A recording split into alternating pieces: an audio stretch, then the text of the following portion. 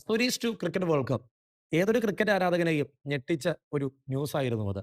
കഴിഞ്ഞ കൊല്ലം 2026 വേൾഡ് കപ്പിന് Italy qualify ചെയ്യുമ്പോൾ, അതും ക്രിക്കറ്റ് വേൾഡ് കപ്പിന് ക്വാളിഫൈ ചെയ്യുമ്പോൾ ഇതെങ്ങനെയെന്ന് ആലോചിച്ചിട്ടുണ്ടാവും പലരും. യൂറോപ്പിലെ ക്രിക്കറ്റിന്റെ മികവ് ഉയർന്നുകൊണ്ടിരിക്കുകയാണ്.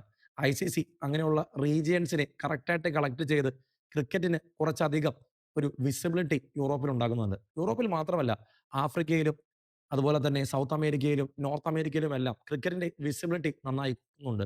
ഏഷ്യക്കപ്പുറം കടന്നു വരാൻ സാധ്യതയുള്ള ടീമുകളെല്ലാം കോർത്തിണക്കി അവർക്ക് നല്ലൊരു വിസിബിലിറ്റി കൊടുത്ത് ICC ഈ ക്രിക്കറ്റിനെ കുറച്ചധികം ജനങ്ങളിലേക്ക് എത്തിക്കുന്നു എന്ന് വേണം പറയാൻ.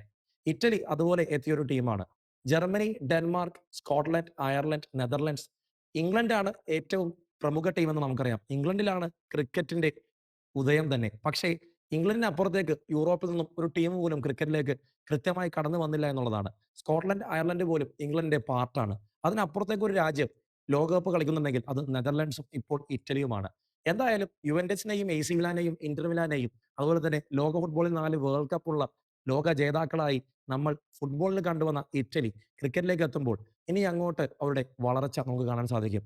കഴിഞ്ഞ കൊല്ലം USA-യിൽ ആതിഥ്യം വഹിച്ചതിന്റെ പേരിൽ USA-യിൽ കളിക്കാൻ പറ്റിയ ക്രിക്കറ്റ് വേൾഡ് കപ്പിൽ ഇക്കുറി USA വന്നത് ക്വാളിഫൈ ചെയ്തുകൊണ്ടാണ്.